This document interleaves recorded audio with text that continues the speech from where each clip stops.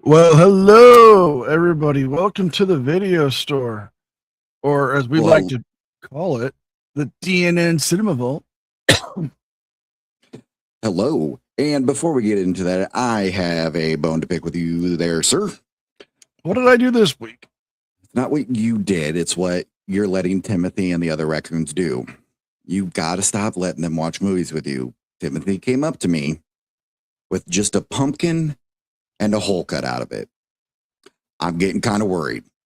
Wait a minute. A pumpkin with just a single hole? Correct. I didn't let them watch the movies with me this week.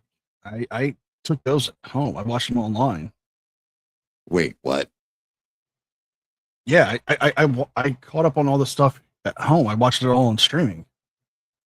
Oh, no. Oh dear God. Give me the rental logs. Give me the rental logs right now. Yeah, here you go. Here you go. Oh, this isn't good. Let's see. No. God damn it. What? Number 20, who booked some of the private time in the screening room. Dirtbag Jerry's at it again. Oh, no. Oh, I need so much hand sanitizer now because I touched that damn thing. Somebody's going to wash down Timothy. Little buddy, don't worry. We'll take care of you. No, oh, not him. Anybody but him. I mean, it does explain why Steven was making the motion for smokes to me. You know what? That kind of makes sense now. There's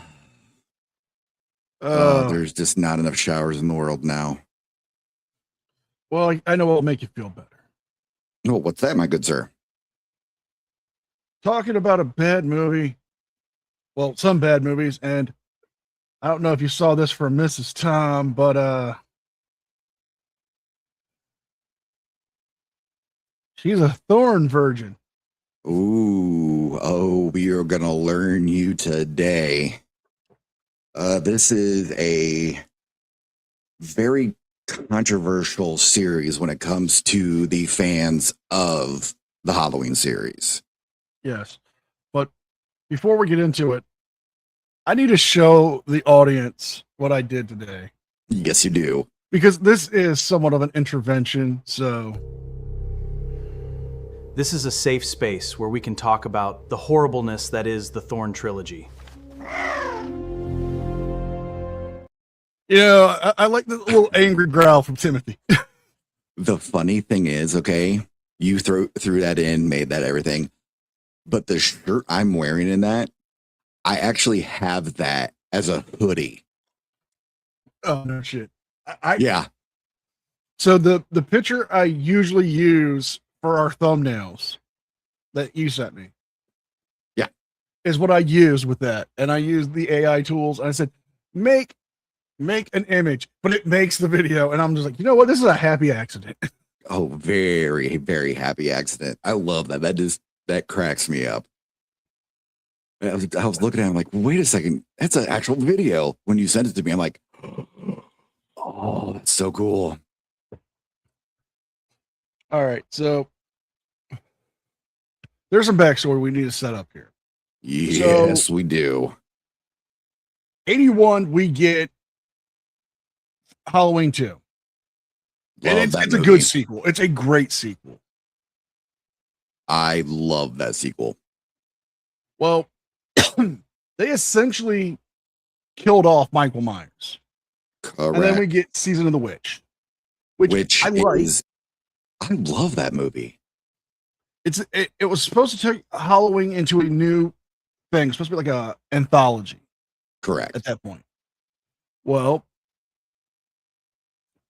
people wanted Michael Myers. Exactly. That's literally what I was about to say. It's like, yeah, they were collectively in the theaters going, what the fuck? Where is Michael Myers at? So it didn't do well in the theaters, but it did amazing on home release. And it is just one of those cult classics that is just it's stuck throughout the years, and it's just a really good movie, I think. It is. So in 87, they give us a new Halloween. Yep. Halloween 4, The Return of Michael Myers. Great title. Oh yeah, absolutely. And instead of doing what they've normally done with every Halloween movie, and its opening is, a pumpkin.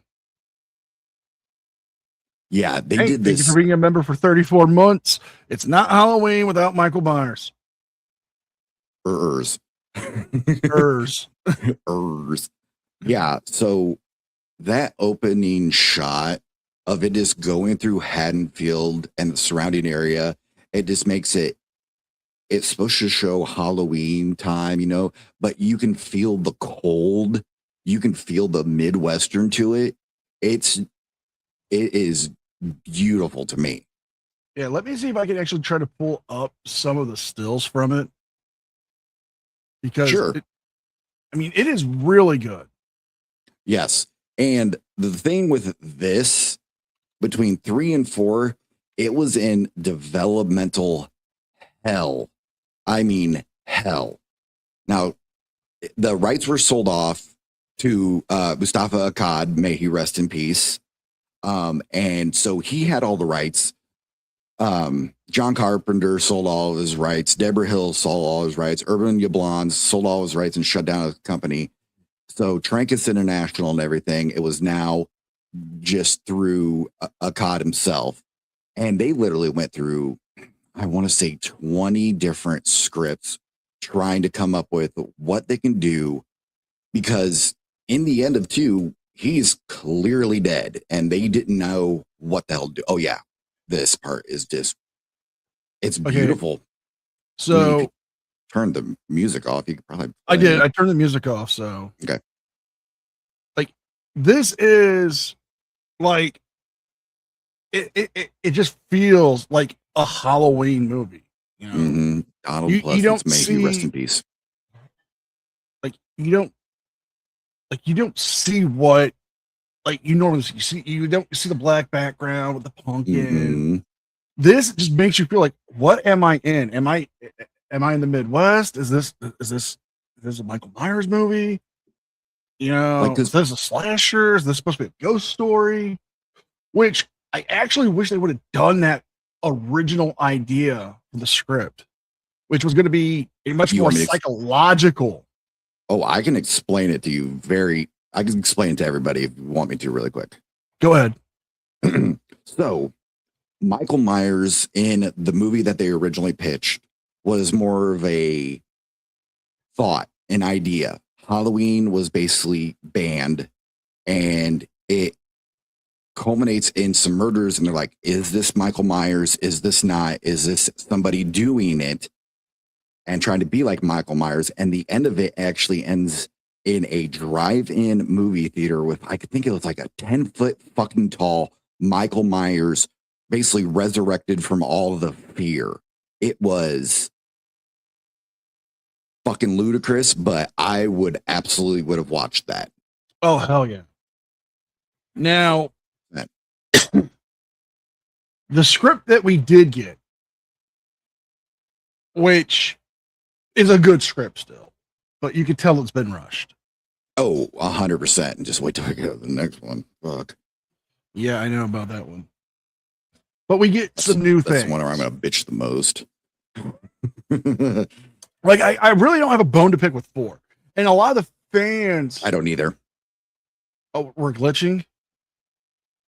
We're glitching. Let me take a look. I don't think we are.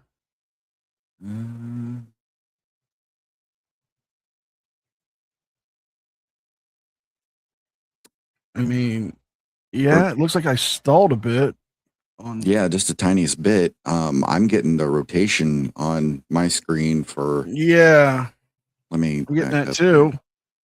I'm not getting any notifications that we're, down, taking off the air. Yeah, we're good. We're good. Yeah, we're good. We're Gucci. Okay. So Halloween 4, the fans really don't have a bone to pick with it. It's an actually good movie. there's things with it that are nitpicky, and a couple of like, what the fuck was the director thinking moments, but it's still a solid, good movie. I think it's one of the more solid ones of the whole entire series. Oh yeah. In the collective what the fuck of the series, honestly. But like we did get this new timeline. We found out that Lori is dead. She had a child, Jamie, played by Danielle Harris. That's like one of her first roles, and she kills it. She kills this. This you don't expect a child actor to, be such a great actor, but like you get this emotional connection with her, like you feel for her, like oh absolutely, 100%. She's already been through the ringer with her mom and dad dead, and they never tell who the dad is. It's kind of left up in the thing, but most everybody says it's Jimmy from the second one. True. Which and I'm okay with. I'm okay with that as well. And one of the crazier things that we get is like we get this like this opening scene with her just staring out of the window and being comforted by her adopted sister and Jamie, Rachel. Like she's getting made fun of at school, which is terrible. And so her adopted, okay, we're skipping over way too much here. I'm sorry, I apologize. We're skipping over the beauty that is the opening scene of the insane asylum and the what happens with them going and getting him out and everything. Yeah. So because Universal actually owned the rights, I think we're glitching again, and I think I know why. Why is that? I think it's because of Twitch. I think it's because we're streaming also on Twitch, and Twitch tends to be a bit glitchy. Yes, yeah, it keeps doing it for me too. It keeps circling for me. So I think I'm just going to kill the Twitch stream. I think that'd probably be a good idea. Yeah, we're gonna end the Twitch because it's not. So yeah, we're gonna stick with we're back us now on YouTube. Yeah, we're back. Nope. Oh, fuck. Shit, I don't know what's going on. It looks like it's okay. Yeah, it's probably because of the Twitch. It's one of the reasons why I don't stream on there a lot is because it tends to glitch up a lot. It uses a lot of freaking bandwidth, unfortunately. Let's see if we're back yet. Yeah, it looks like we're good. Yeah, it looks like we're good. So okay. Like I was saying, Universal owned the rights.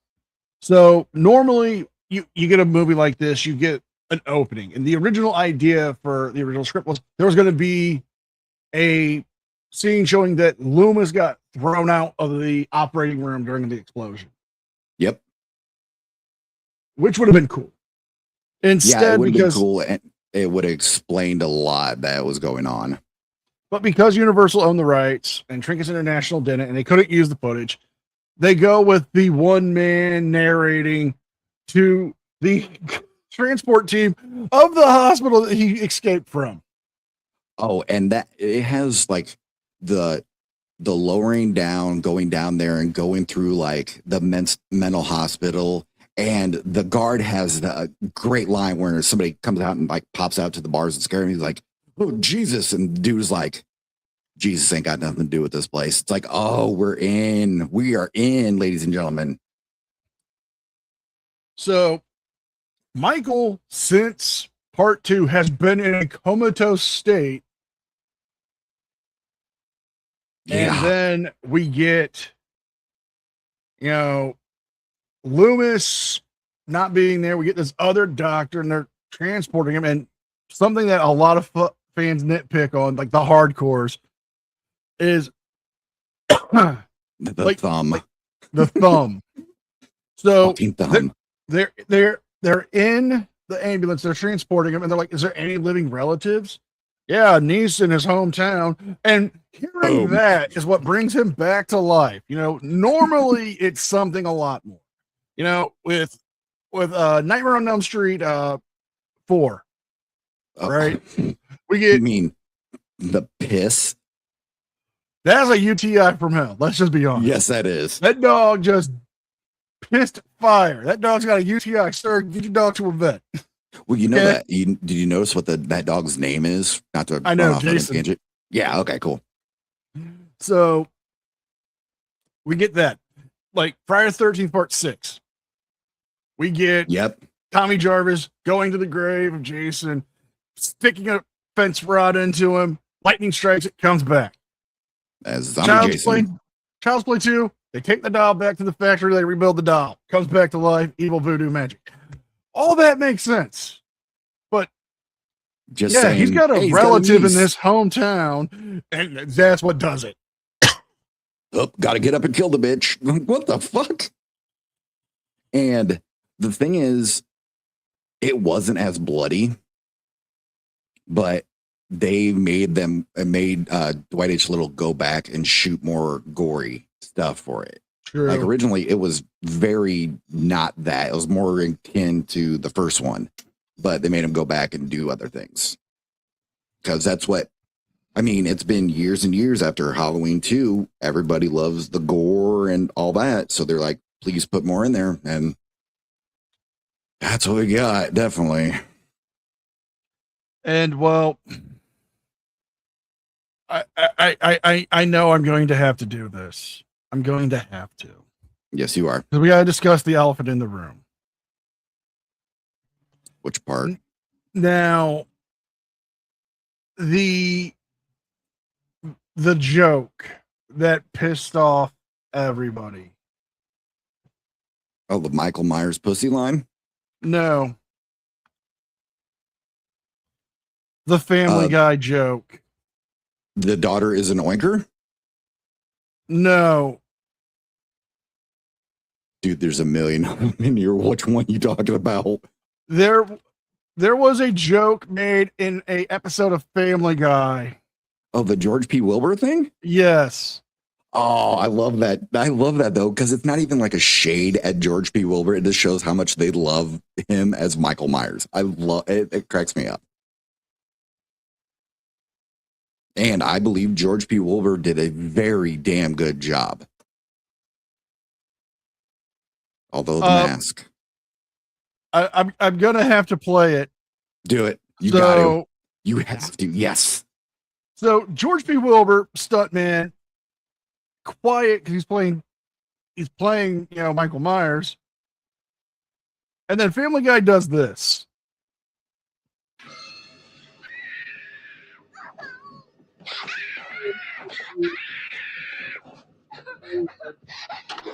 Good evening, I'm Michael Myers. I have enormous psychological problems, and I'm going to take them out on you. When a coworker Oh shit! but they're Not mean Oh, that. hey, Not mean that. I mean, I wasn't going to complain. Yeah, no, I love that all of this stuff that we love so much, people love taking the piss out of, and that makes me love it even more as a fan. It's like, hell yeah, these movies are goofy, fucked up movies. Like, yeah, let's have fun with it. I love that. Okay. So we get that joke, and then again, another thing people have a problem with is the mask. Oh God. They could not get the original mask because Nope. now there's 3 stories. Yes, there is. One story has been confirmed to be bunked, which was it was burnt up in a lot fire. Yes. The other story was Nick Castle, well, not Nick Castle. Nick Castle Carpenter didn't have. had Yep. Carpenter had the original because he got it back from Nick. They got it back from after 2. Yeah, and it just got lost in a move, which some fans Meh. believe, some don't. But the most popularly believed story is they got the original mask back from Nick Castle. And the prop guy who had the mask was trying to resculpt a new one using that as the template. Yeah. And a producer brought his son on the set, and the kid destroyed the mask. The original mask. Either way, that at this point, that mask would be powder. So it's really like, meh. It's irrelevant. Yeah, it really is. Now, so what they did with this mask, they tried to recreate the Shatner look and do it. And the director's like, okay, we need to do this, this, and this for it. And so they originally, the masks were all pink and they had to repaint them and they weren't able to age it up or do anything. So that's why it looks just clean. It looks just like there's nothing on it. It's blank. Unlike the other ones where like there was wear, tear, and it looked like somebody's face, but somebody was wearing a mask, basically. Yeah. And one thing that they ended up doing is they got a William Shatner mask, and instead of painting it, they just put it on poor George P. Wilbur without any alterations. And there is a scene where you can actually see the test screen. Oh, thank you, Brie Bigby. Bigby, for the 1,000 joules. Cheers. Thank you, sir. Appreciate it. So, with that so the excuse for that is it was late night, second crew, like they were doing some pickup shots, and they just picked up one of the masks, not the actual mask, put it on them, and just did the shot really quick. Well, you can tell it's a different fucking mask because the hair is white and the face is pink. It's the weirdest fucking thing. And I caught that when I was young watching it.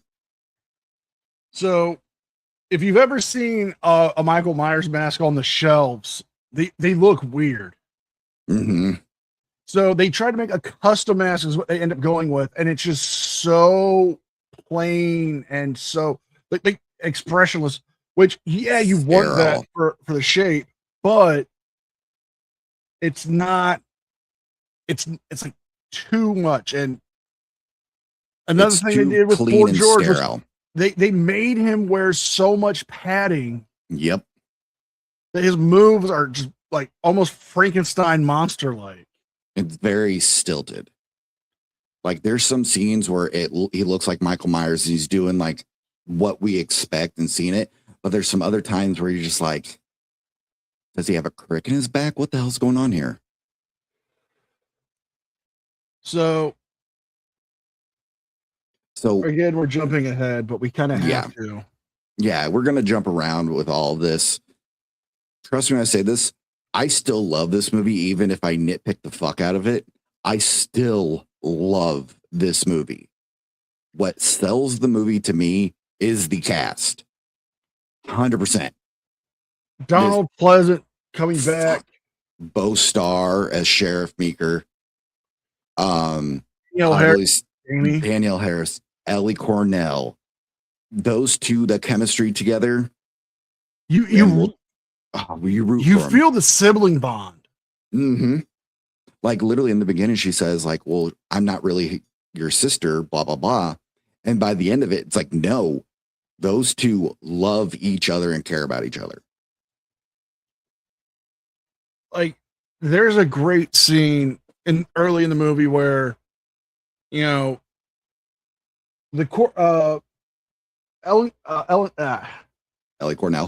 Cornell's character has to babysit Jamie because the parents are going out of town, but she's got plans, and she makes like, oh, I have to go and tell Brady, oh, I'm sorry, I can't go out tonight because I gotta go watch my adopted sister.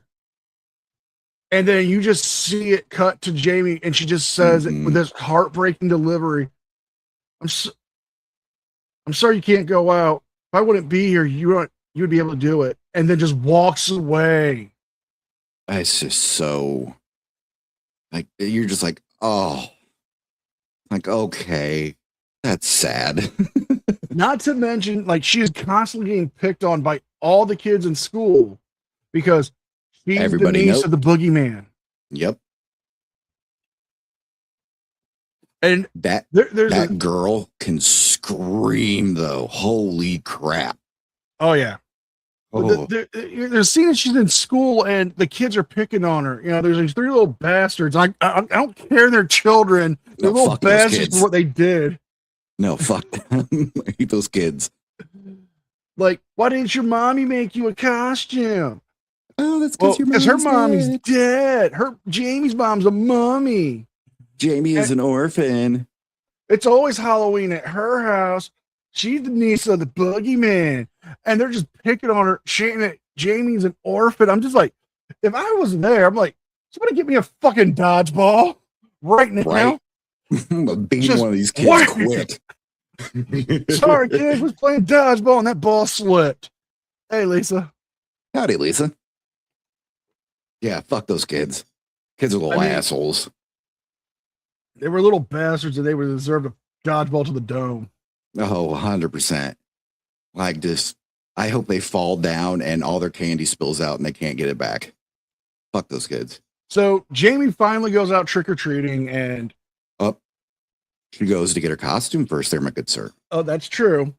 So Rachel goes and tells her boyfriend Grady that she can't go out tonight because she's got to take Jamie trick-or-treating, but you can come back. You can come over to her house tonight after they get back about a little after 9, and then they can hang out. They can. Well, this is a Netflix and chill era, but this is a Yeah, kind of like that. VHS and spoon. Yeah, VHS and rail. Whatever. Just do what you gotta do. You get an hour and a half. Go for it. But So, while she's picking out her costume, which she picks out, what does she pick out, my good sir? she picks out a clown costume, Yep. almost like her uncle's. That's right, from the original. And then you see right behind her while she's picking out her stuff and she's happy, and you just see this messed up hand holy shit, dude, we missed a scene, a big scene. Which We scene? missed the scene of the gas station. We'll get back to it, but we got to Okay, set we'll go this back to up. that. Okay.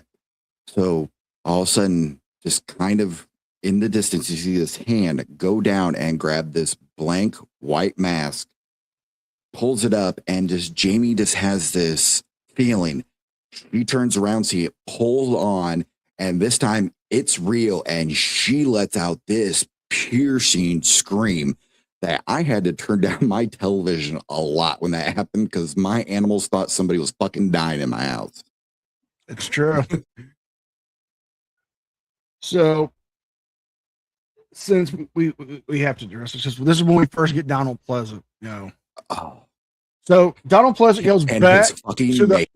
the hospital where they had Michael. Finds out that there was an accident. And they haven't found his body. He's driving around because he gives his great line. If you haven't found him in 12 hours, I will. And they go to the scene goes to this gas station and mechanic shop / diner or some other thing. Yeah. And you just see dude working under a car come out. Michael with a fucking pole just wham through the fucking jaw. Put the fucking suit on. Brutal.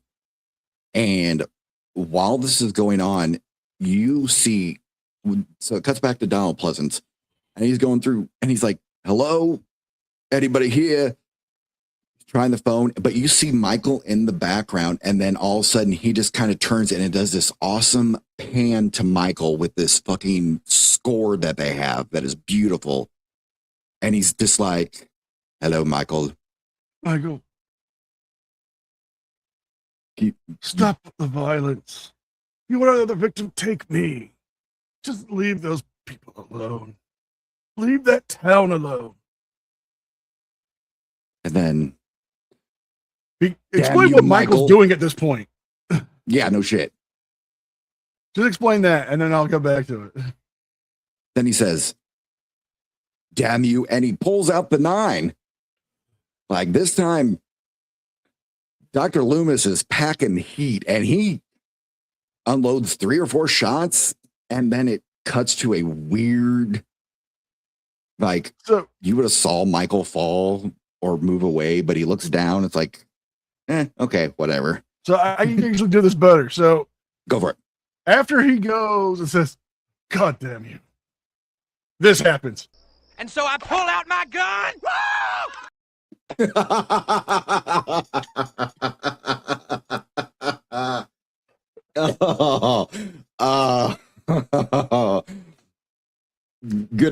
Good show, my dude. Good show. That was fucking perfect. Yeah, and then Michael steals a car and busts out of there, and Loomis is running after him, and for some reason, the whole fucking place just boom explodes. I think Michael Bay was second director on that one. God, no shit. But it gives you a little like kind of Deus Ex Machina thing, because Yeah. you see the phone lines get destroyed during that explosion. That's true. But that's something the writer did intentionally. Yeah, there's 3 writers and they did really, really good jobs. They had so many freaking scripts that came in, but no, their writing for little Jamie and Rachel and everybody is just, Sheriff Meeker is awesome. Pleasance gives an amazing performance of, he knew this shit would happen again. They didn't listen to him, but he still feels responsibility, which I respect. Not to mention, and again, the screenplay was done by Alan B. McConroy, who actually did the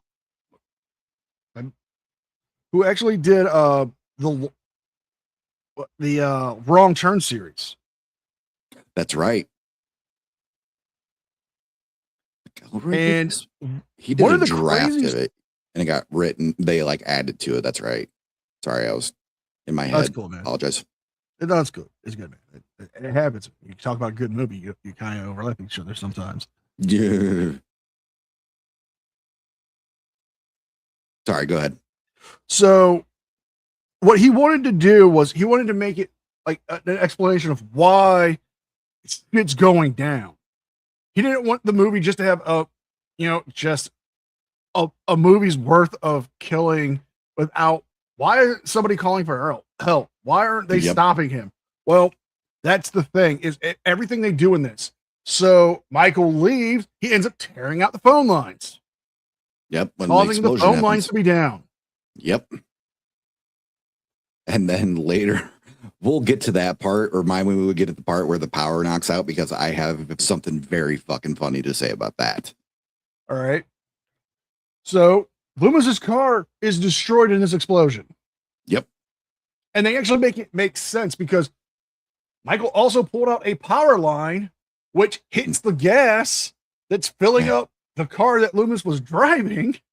And By the way, kablooey. second car that he had from a hospital that got destroyed. I don't know how he's going to do the paperwork on that one. Yeah, no shit. The insurance on that is just going to be crazy. It's going to be rough. That's all I know. Okay, so we're looking at your deductible. And listen, I don't know how to explain this, but you guys are not covered for acts of escaped patients blowing up car. I'm sorry. It's not on the list. Like, sir, you have definitely reached your deductible, and we can no longer insure you at all.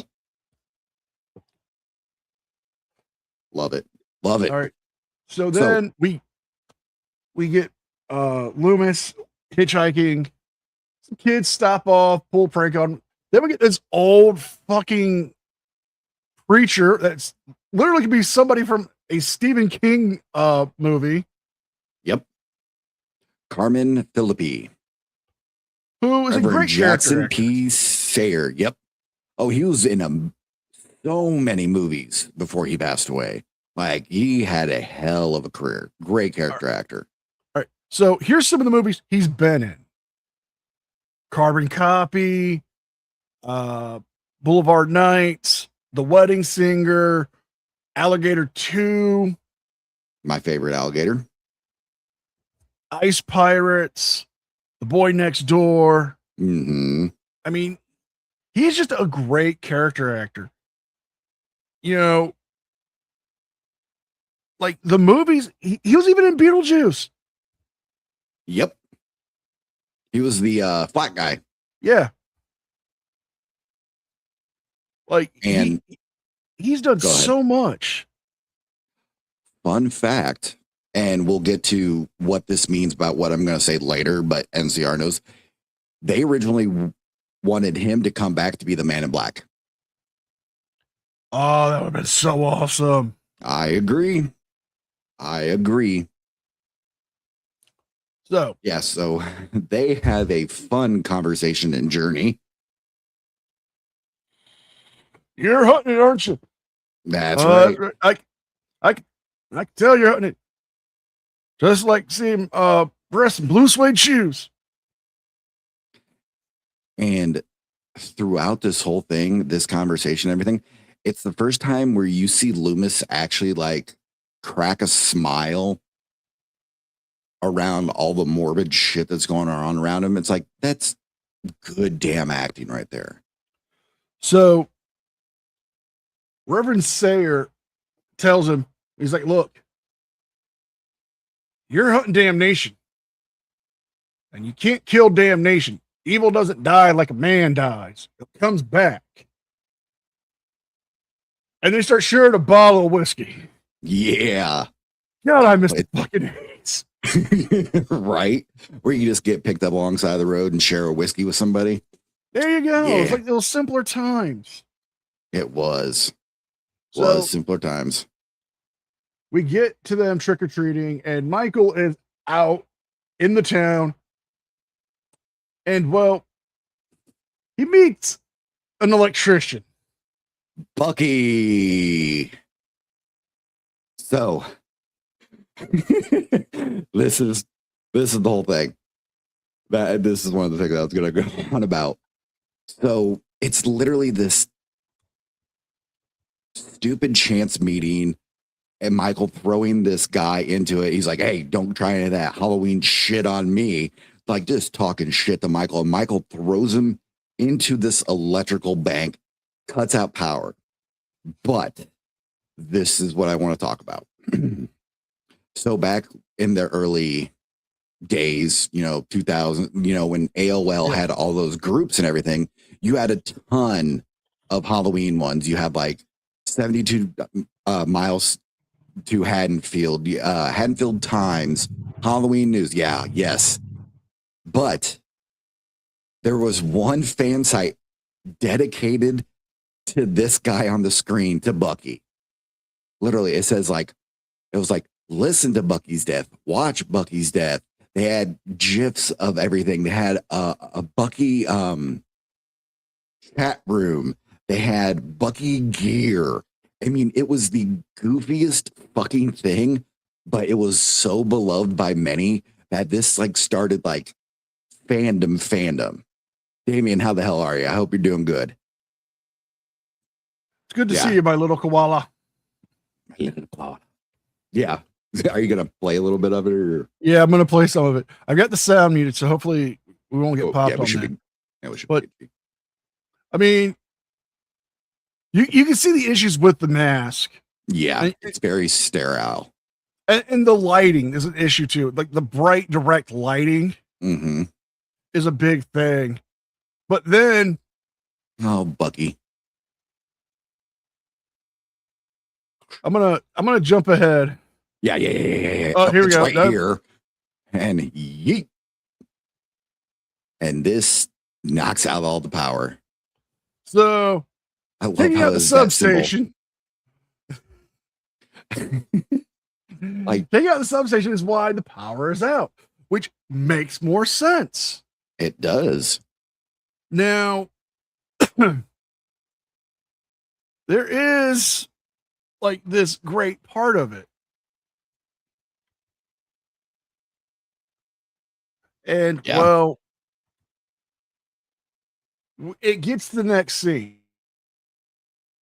Oh, are you talking about With Jamie, they're out trick or treating. Yeah. And they run into They run. how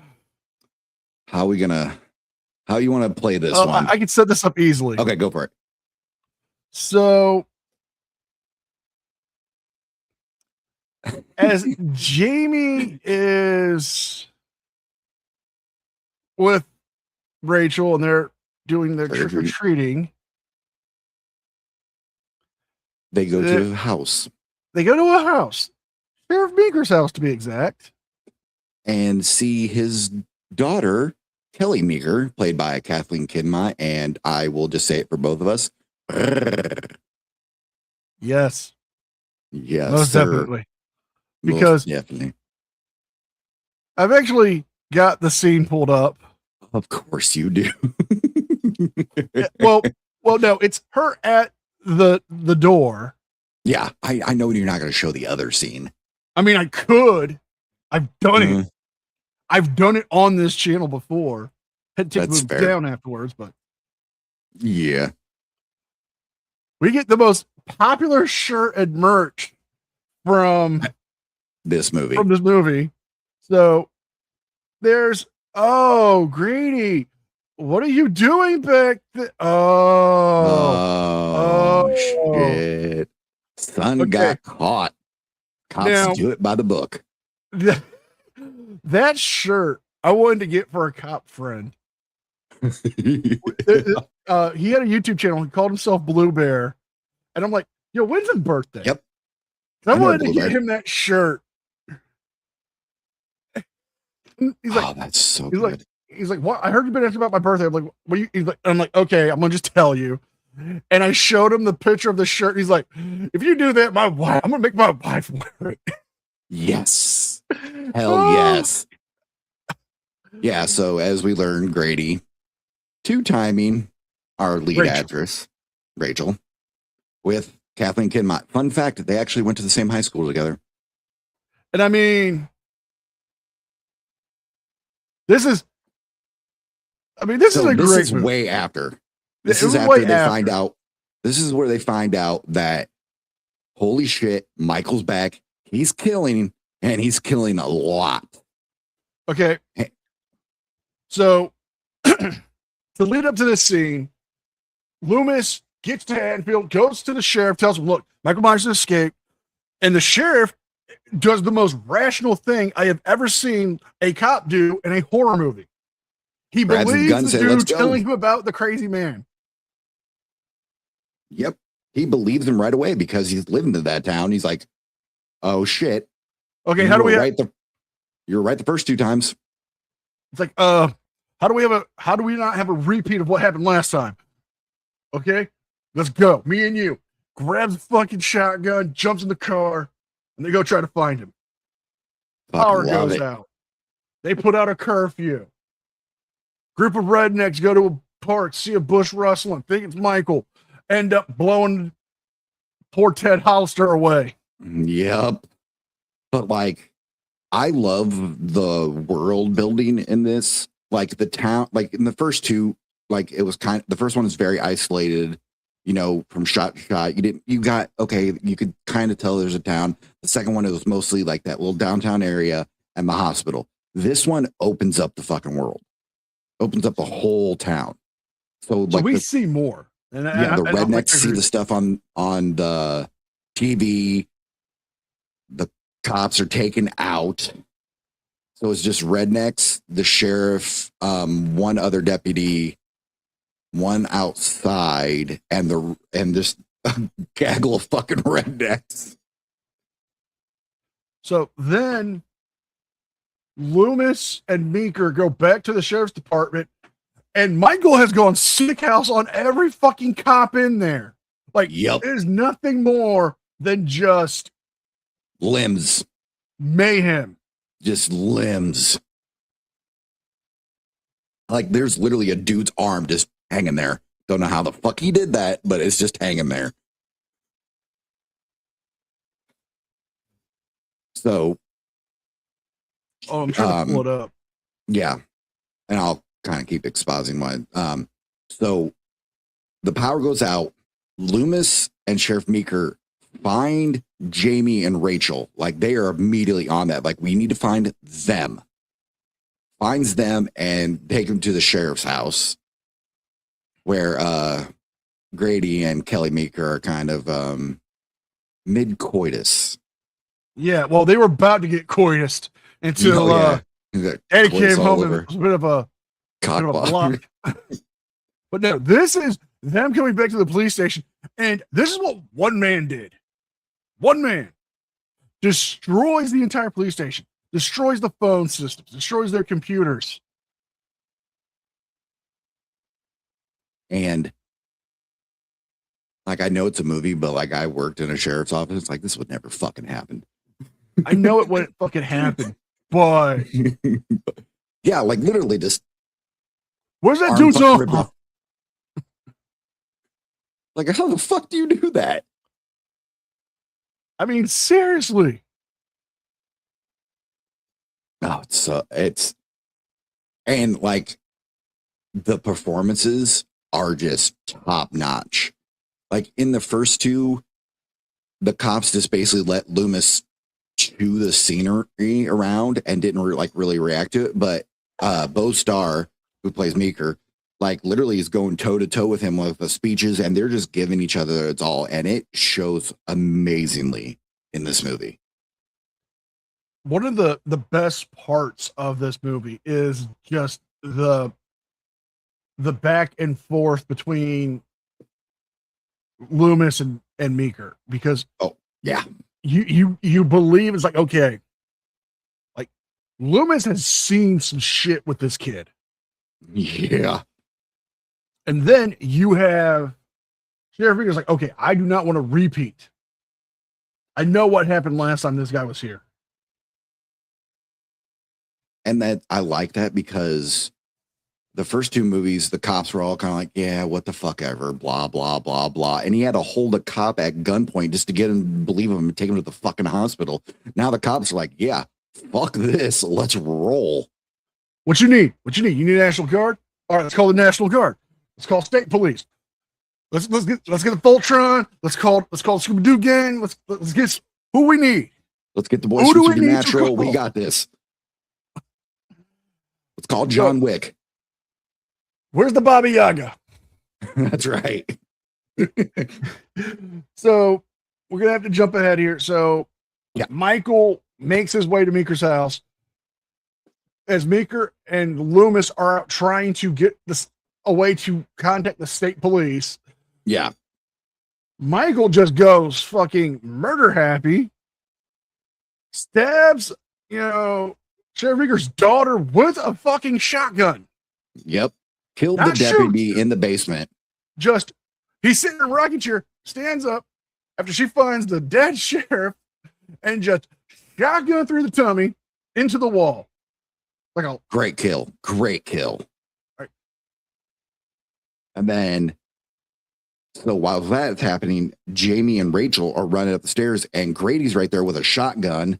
And apparently, he's not a true Midwest boy because he doesn't know how to fire or work that damn thing. So, good.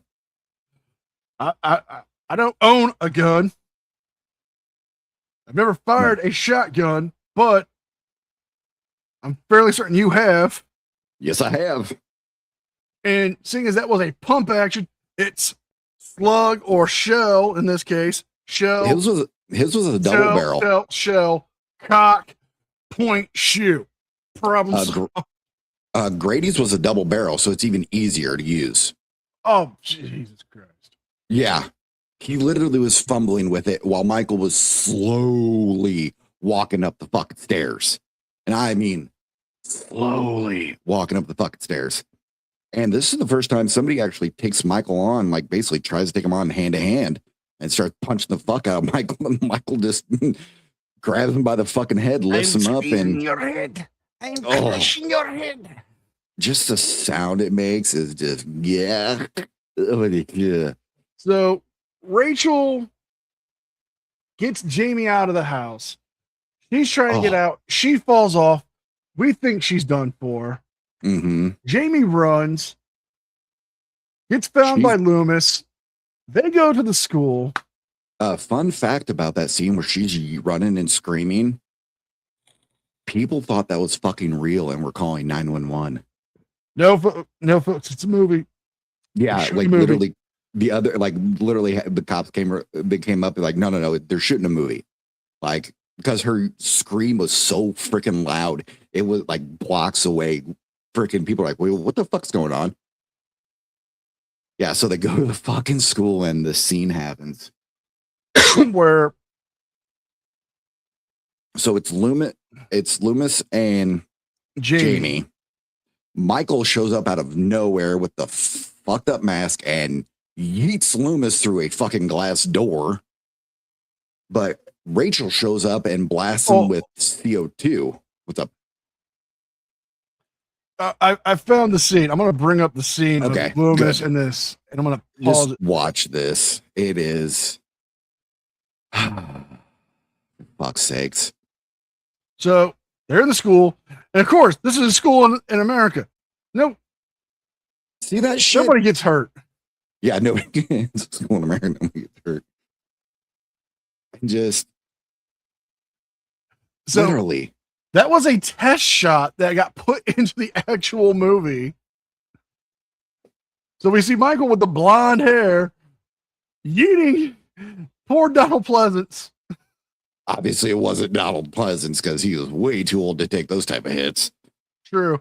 But I just want to bring it back to this because It's just so bad, dude. It's one of those things where I'm like, when I first saw it, I'm like, what the fuck? Why? it's such a bad scene. The hair itself is just god awful. Oh, it's so fucking terrible. So Like- then yeah, okay, go ahead, sorry. So we get this awful scene, and Rachel shows up to pick up Jamie. Go for it.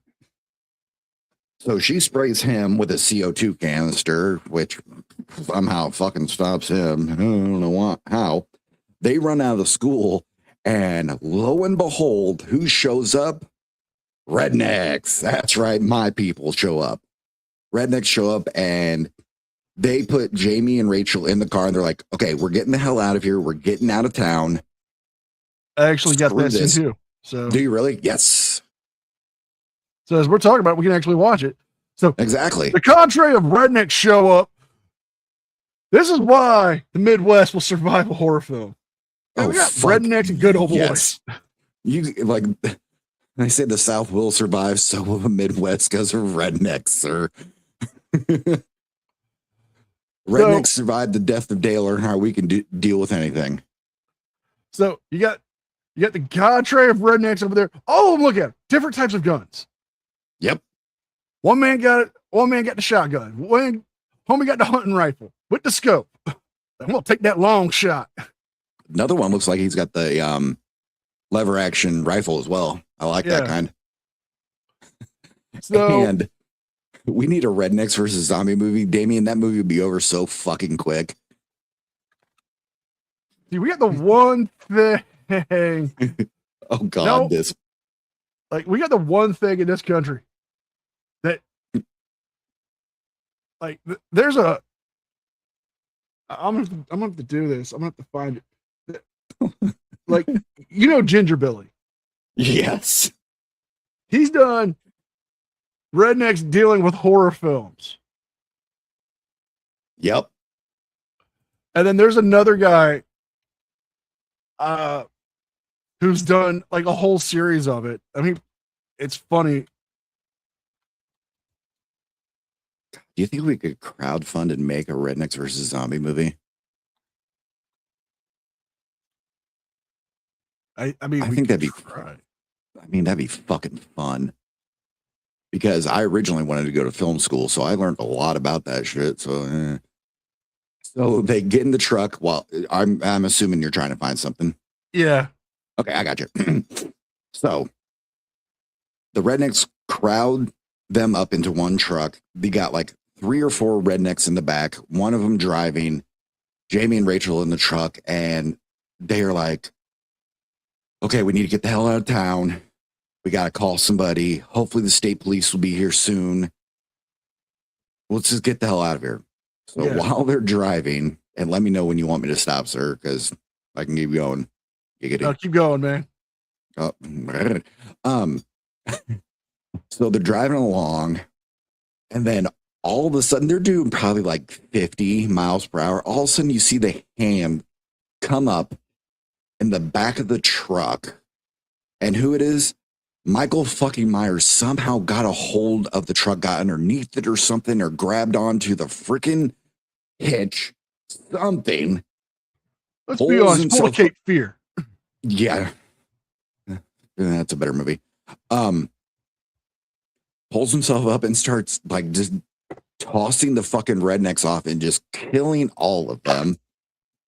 And while they're wondering what the hell that sound is, kind of freaking out, Michael's hand blasts through the driver's side window and just grabs the dude's neck and just rips everything out.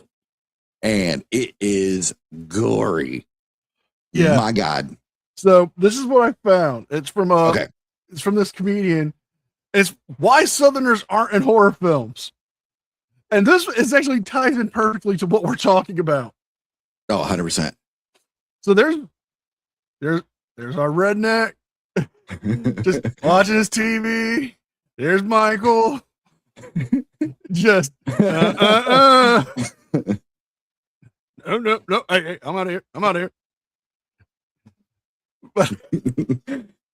It's so fucking true. There's a banjo. The banjo.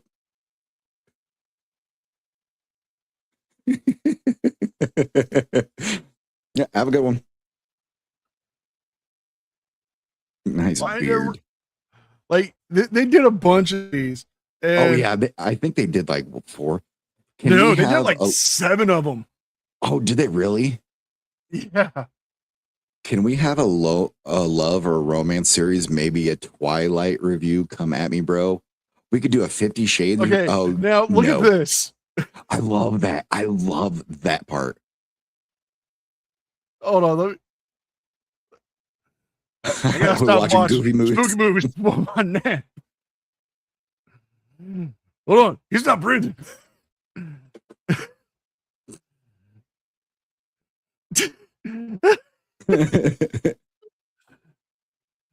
He had this really intense sleep apnea and he just talks him through it. Hey, fried chicken.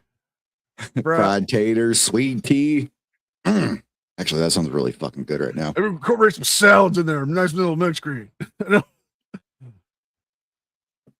he puts him to sleep. Yeah.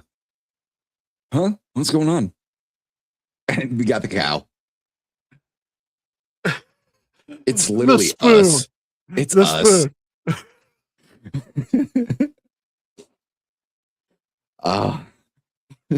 So This is why Wait. rednecks will never be in horror.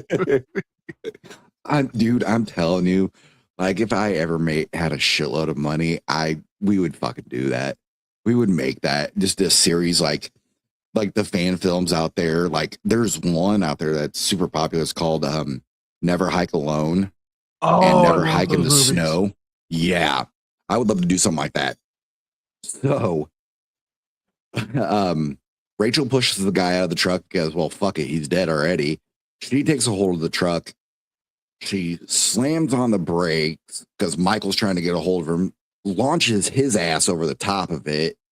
He's trying to do it, and she's like, fuck this. And just full bore runs his ass, and it just slams him into the woods. So They get out of the car. Rachel's looking around, because she hears some stuff, but she doesn't know what's going on. She's like hoping it's something. But Jamie, being the precocious 10-year-old that she is, decides to go down and touch and talk to Michael. Have you ever watched a series of veterans were in horror movies? Oh, it's basically the same fucking thing. Yeah. Like there's that one is a great one. Yeah. It's like, so which night vision goggles are we wearing this time? Oh, don't worry. Hold on. Clear. Target acquired. Boom. Like it's that one, like the TikTok video is like, what would happen if somebody broke into your house? And the dude made one. He's like, Alexa, red alert. And like this bright flashing lights start happening. And the Mortal Kombat music starts playing. And he just comes down fully kitted. I'm like, yes. So, Jamie reaches out to touch Michael, and she's actually holding his hand. And then Rachel yells, Jamie, get away from there. So he turns around, starts walking back, and Michael gets up. And that's when you fucking see Meeker and some other good old boys right there. And he's carrying a, like, what is it, Spot 12 shotgun? I think it is. You know which one I'm talking about, right? Yeah, I think I could pull it up too. And they fucking unload on him. And I mean, unload. They knock him into a convenient well. And is it in the beginning of the next movie, or does it show them throwing dynamite down there? Okay. I think it's both. What it is there is the scene of them blowing Michael's ass away. Yes. And crazy. One of the rednecks, for some reason, is holding a stick of dynamite. I respect that. Okay, so I'm going to pull it up. Okay, yeah, that's why I figured that you're going to do that. Yeah, it just has a, I mean, yeah, rednecks would have that. Or tannerite. Yeah. Okay, so we see a couple sheriffs, looks like two sheriffs. We can definitely see maybe three rednecks. And now pay attention to my man back here. Just boom. Why does he have a stick of dynamite? And why does it take so long to light? Why not? Yeah, and he's just kind of fumbling around back there. Oh, it's so goofy. Okay. So. And it collapses in on itself. Lisa, there's a great video about why you never see Latina moms in horror movies. You got no shit. One chonkla hit and bang. It's called the fucking chonkla.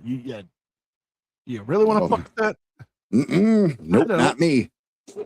So they think Michael's dead, and they go back to Jamie and Rachel's house to have tea and cookies, apparently. I mean, no, even though Meeker should be like out there, like collecting his daughter's remains and everything, but whatever. And they're going to give Rachel a bath. My sir. No, Jamie. Jamie, thank you. Oh, sorry, I was thinking the wrong thing. So go ahead and describe this scene, my good sir. So we see Jamie's adopted mom, foster mom, whatever you want to call her, just starting a nice bath, and we see a little hand pick up a pair of scissors, and we start seeing the mom, and then just stab. We hear the scream. Loomis runs up to the flight of stairs, and there's just bloody Jamie wearing the clown mask, holding the bloody scissors. And Loomis knows, oh my God, we killed one monster. Now we have another. Let me just end this now. And Tries you to shoot scream. Jamie. Sheriff Meeker comes up, knocks the gun out of his hand, looks, and just sees her just standing there covered in blood, scissors. And, No. and it ends with a fucking zoom in to a fucking jack-o'-lantern. And just the breathing.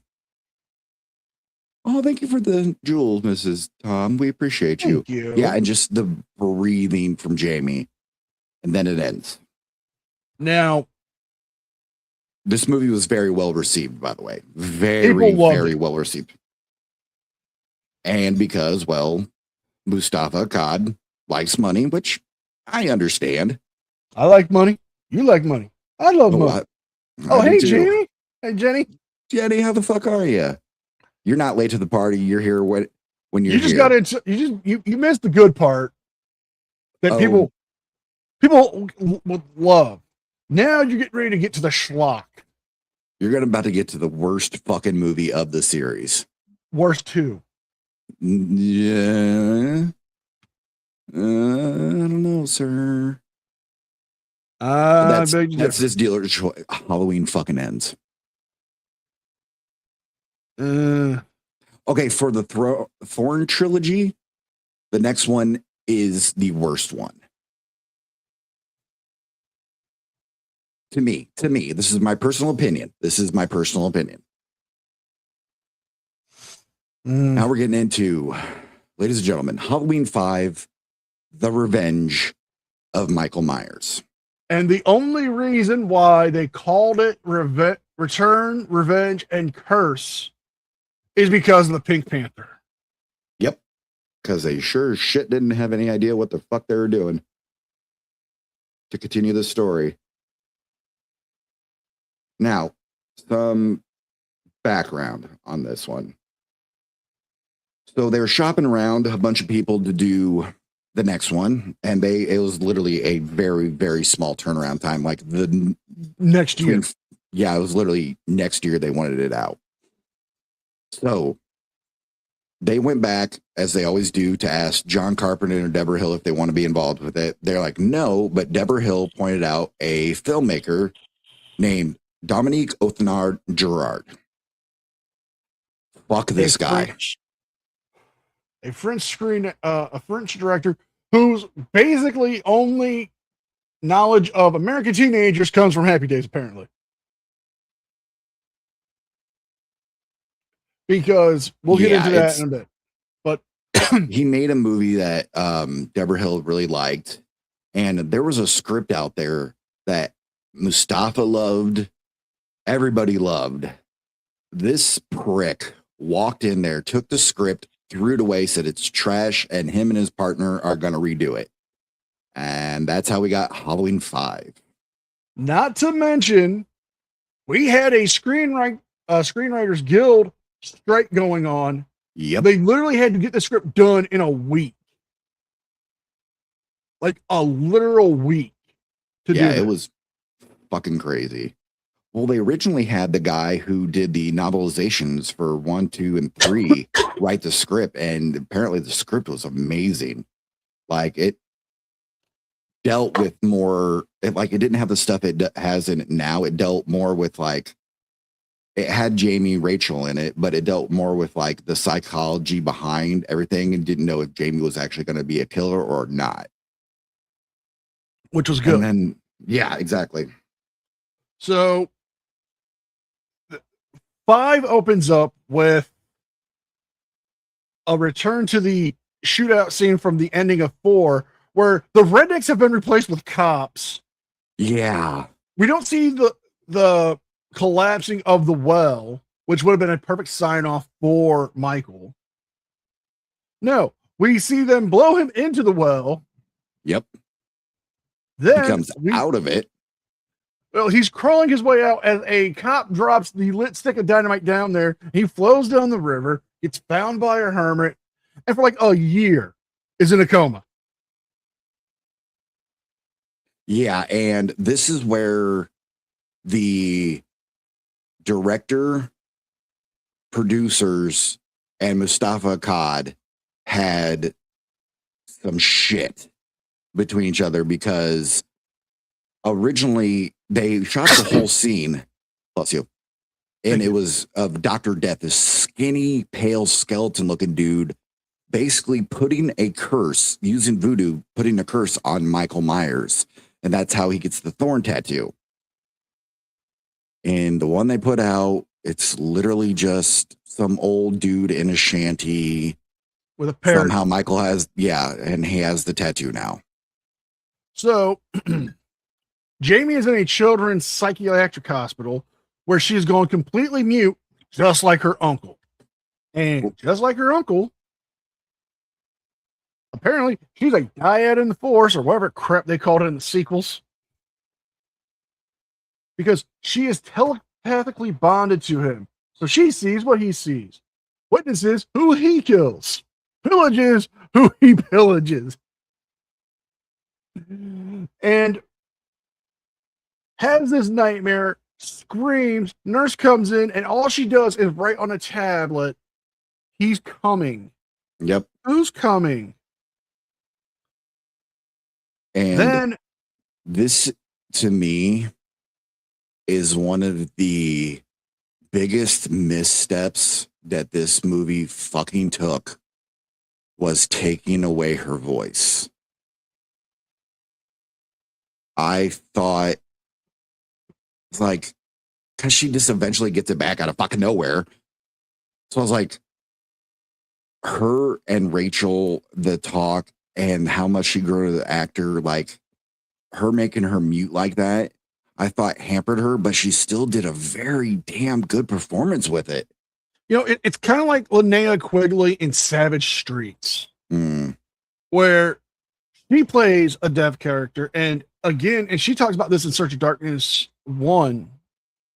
It was either 1 or 2 where she got her little segment. And she talks about this. And she's like, you know, as an actress or an actor, you have your voice, you have the lines and how you can deliver them. But as a mute character, as a deaf character, you have to use your eyes. You have to use all of your facial expressions. And little Danielle Harris fucking kills it. I mean, she is like the saving grace to 4 and 5. Yes, 100%. 100%. I mean, and if then, it wasn't for her, those movies would just be god awful. And then once again, and then Loomis shows up, and it honestly, once again, the script and the director really kind of dropped the ball on this one. They basically make Loomis this fucking child beating psychopath who's literally just ready to like let Michael gut everyone so he can try to it's a whole fucking thing. So instead of going into full detail like we did with the last one, because the last one we're good. We're just going to talk about this one and just tear it apart because there's so much, because the script was so rushed, it was so misjointed. The director didn't know anything about fucking Halloween. Sorry. It's fine. I get a little heated. Let me get my fidget spinner. We get, you know, Rachel's friend Tina, and again, nothing against the actress who plays not Tina. at all. It's just the director basically said, "Let's make Kimmy Gibbler and make her more obnoxious and put her in a horror film, but hotter." Okay. Let's put that in there. Yeah, no, she's a bubbly friend to Rachel. Kind of the wild card to Rachel's straight man. Correct. Very, very much. She's like this fun loving girl, but she loves Rachel and she loves Jamie, like literally does. And we got to talk about the fucking biggest one of the biggest missteps in this entire fucking movie. Spoiler warning. They decide to kill Rachel off within the first 30 minutes, I believe. Yeah. And Tina becomes the leading lady next to Jamie. Oh, such a fucking misstep. So bad. Literally, Michael just pops up with this really shitty mask. Horrible fucking mask. This mask is terrible. This is the worst mask. I think personally, I think this is the worst mask. Oh yeah. And here's the crazy thing. In the first one, Michael looks like a nerdy accountant. And this is coming from one of my favorite content creators, Dr. Wolfula. And he sums it up best. The first mask in 4 makes Michael look like a nerdy accountant trying to sell you insurance policies. That's fair. That is fair. Halloween 5's Michael Myers mask with the skinny face and overflared neck and the comb back hair just looks like a sleazy lawyer trying to sue for you, like an ambulance chaser. Yeah, he does. Like, I think this is where Better Call Saul got Saul Goodman from. Oh yeah. The look. It's fucking terrible. It looks horrible. They don't have it tucked in. It's just so fucking terrible. In fact, hold on. I think I've got a keep... scene of it. Okay, cool. And I will go on with my complaints while you find that. Then we get what is affectionately referred to as the Keystone Cops. Whenever these two fucking bumbling cops are on screen, it plays this weird fucking Benny Hill type music with like squeaks and pops and stuff. It's like, and it just completely takes you out of the fucking movie. Like every time you hear it, you're just like, why the fuck is this in here? Like everything, the only good thing about this movie is Donald Pleasance and Danielle Harris. It's the only good thing. Everything, the characters are just fucking throwaway characters. Meeker's still Meeker. He was still good in this movie, but it was hampered, and you can tell this movie was way too rushed, and the director did not know what the fuck he was doing for this at all. So we have Don Shanks, who's playing Michael in this one. I love the fact that there's a big Terry thing right there on it. Okay, so Don Shanks, you look at him. He's got the right build. Look at the fucking mask. Look at the neck. Yeah. Like, I mean, come on.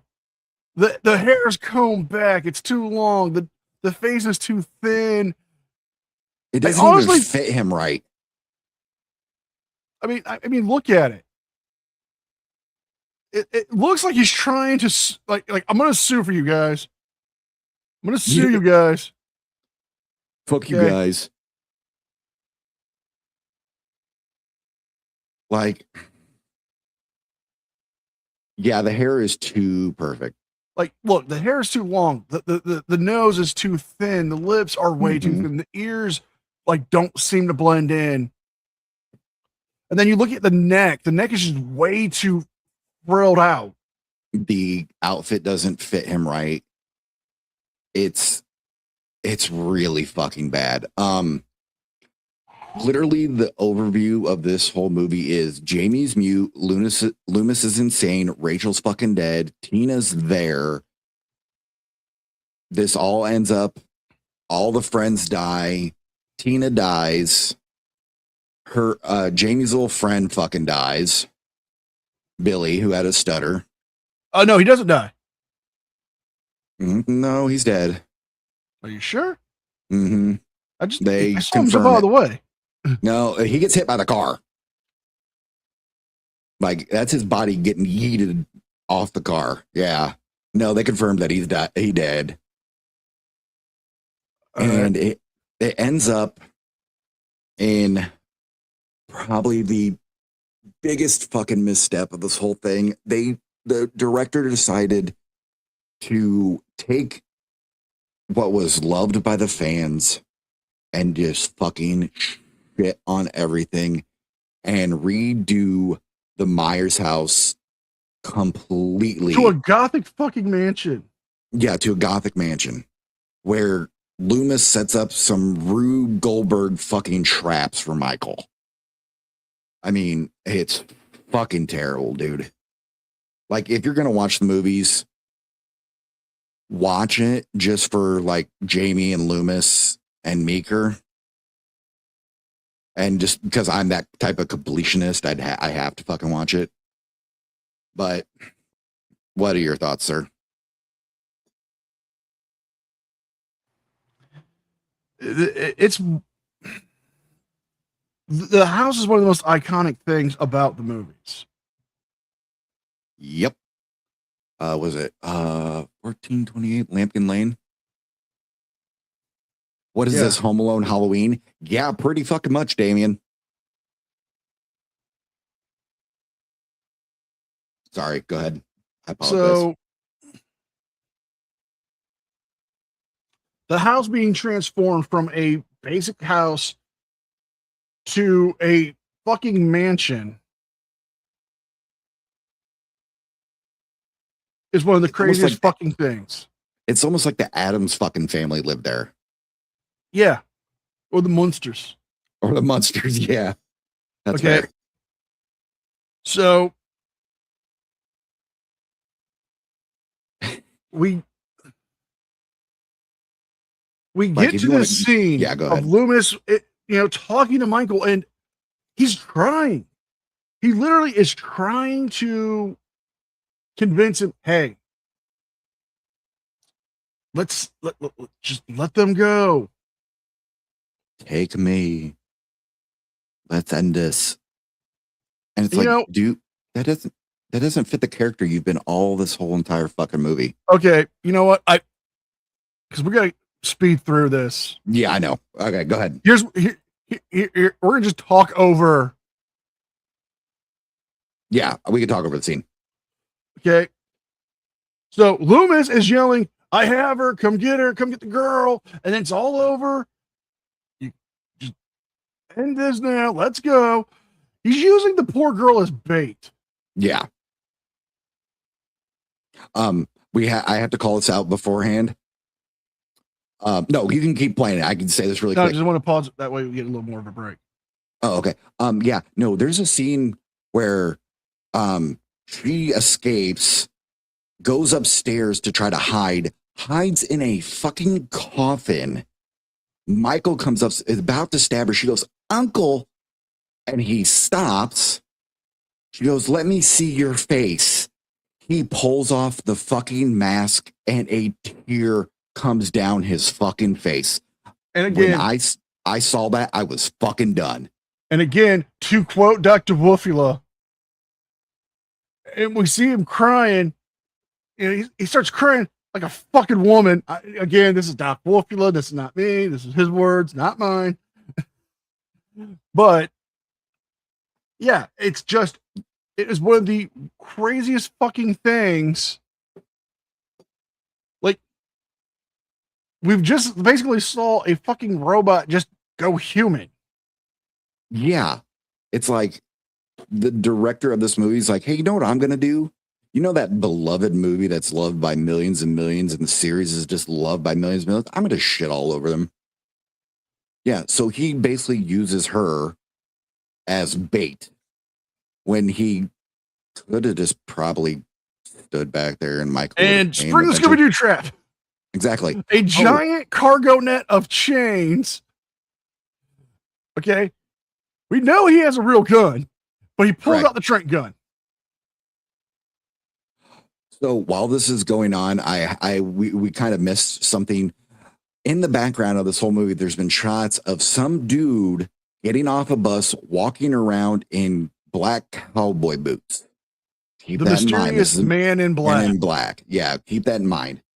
So he tranks him. He beats the fuck out of him. He originally was supposed to have a heart attack and die on top of Michael, whatever. And then it cuts to the fucking police station where Michael Myers is sitting there in a cell with chains on. He's basically fiddling with the fucking chains, just, kind of playing with them with the fucking masks still on. And then take the last part before I rage at this fucking movie anymore. So they're getting ready to send him back to Smith's Grove Hospital. The man in black comes in with a shotgun and just starts blowing away the police department. And then it ends with Jamie crying at a cell that's on fire. And blown open. Blown the fuck open. Now, this is where we have to start talking about some fucking deep lore and schlock. So, we go to about, 94, 95? Correct. About 94, 95. And they want to bring back Michael Myers for one more run. And that is where the true villain of Hollywood gets involved. Harvey Weinstein, folks. Of Dimension Films.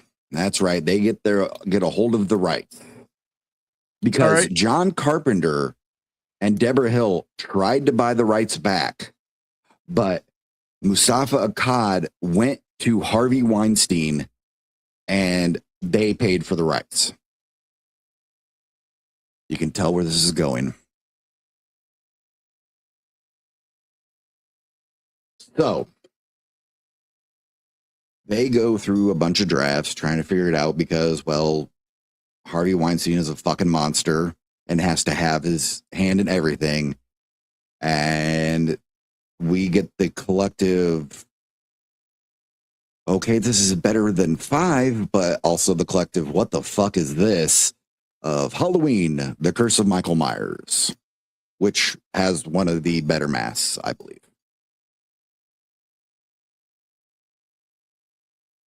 Okay, so this is where it does have one of the better masks, and well, it's also George P. Wilbur comes back from 4, but they keep the pads off of him this time, and he gives a fucking great performance as Michael.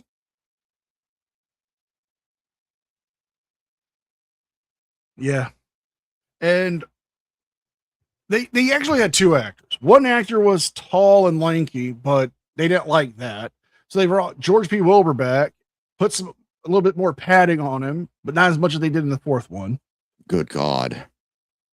And here's what really pissed off a lot of the fans. Danielle Harris was 17. Yep. She was emancipated from her parents so she could continue acting.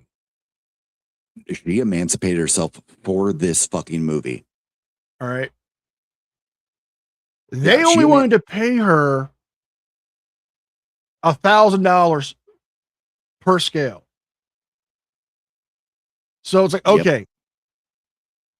Then we get a new Jamie who is pregnant. Yes. And she is, JC Brandy is who plays her. That's who it is. So JC Brandy plays the new Jamie, and Jamie's pregnant and is being held by the cult of Thorn.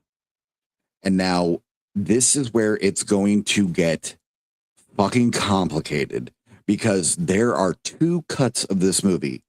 The theatrical cut, The Curse of Michael Myers, and the other one is what is the producer's cut. Is the producer's cut. And they're both fucking wacky. So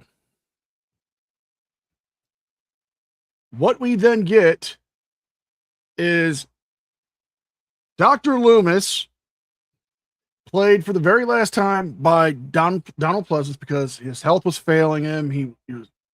This was his literal last role. May he rest in peace.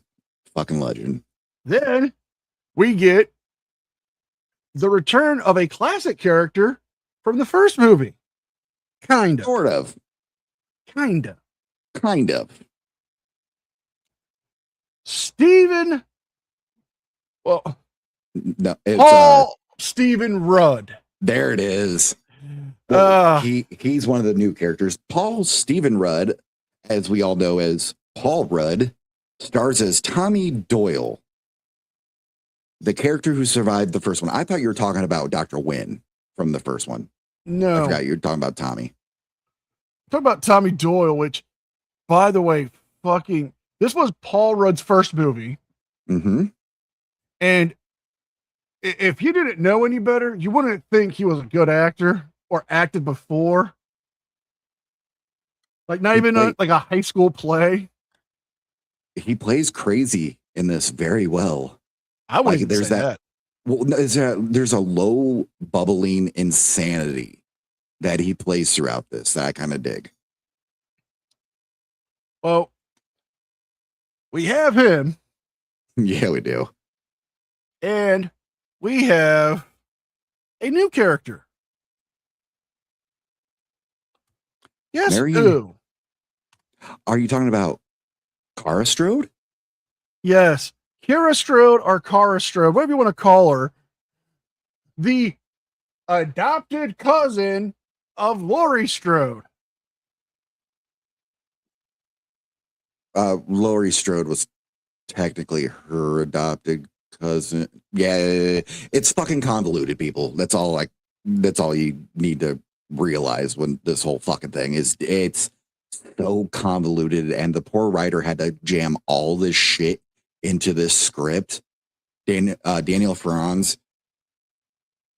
bless his heart, he tried. So we have all three of them listening to the exact same shock jock radio show called Back Talk. With Barry Sims. Fun fact, the actor who played Barry Sims played Linnea Quigley's boyfriend in Silent Night, Deadly Night, and was her actual ex-boyfriend. They actually dated. Lucky bastard. No. Okay. Get mad now. Hold on a second. If I ever see him, I'm gonna have to say this to him. Call that a dick?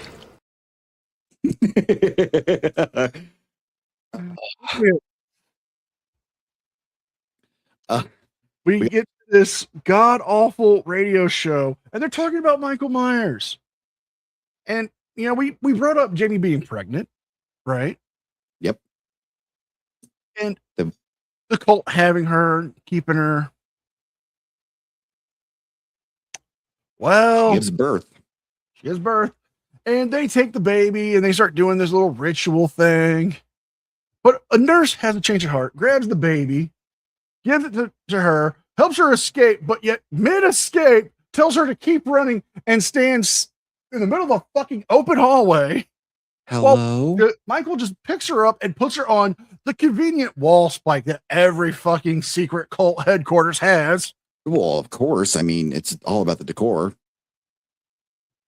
I know. I fucking know. Where we apparently find out that the Myers family are trained at hot wiring and driving cars. It's a natural gift. Yeah, exactly. Well, no, it was running. A guy was out there taking a piss, remember? Yes, but apparently Jamie's been kidnapped since she was like fucking 9. Yeah, exactly. And I don't think she's taking a driver's ed class, bro. Yes, there are torture hooks.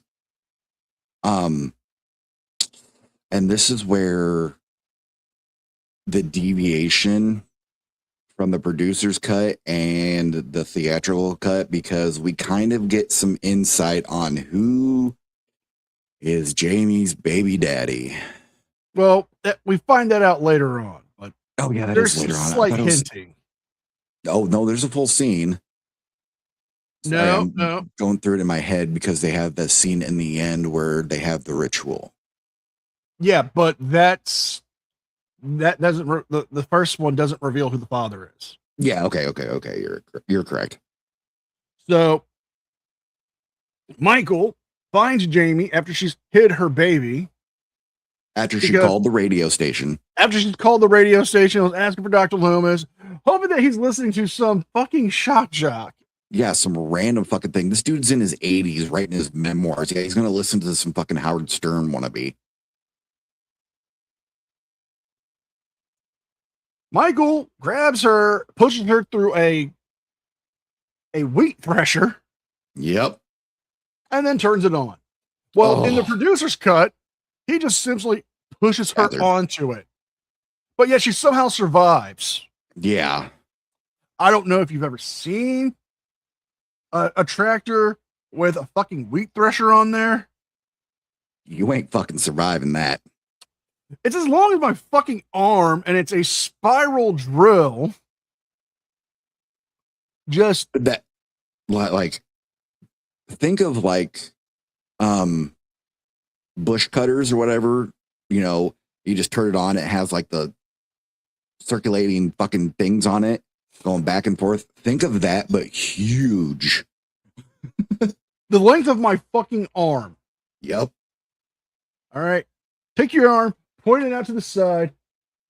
Huh. That going through a human torso. Yeah. I'm gonna have to call some shenanigans on that one. No shit. You ain't fucking surviving that one. But in the producer cut, she survives it somehow. And is taken to the hospital. Correct. While this is happening, Loomis is talking to his old friend, Dr. Wynn, who was a bald man with a mustache. In this one, he's played by Mitchell Ryan, who's known for Dharma and Greg. And he says he's retiring, but he wants Loomis to take over for him, even though Loomis is older than him.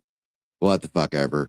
But they hear Jamie over the radio, and they're like, oh shit. So they take off. All right.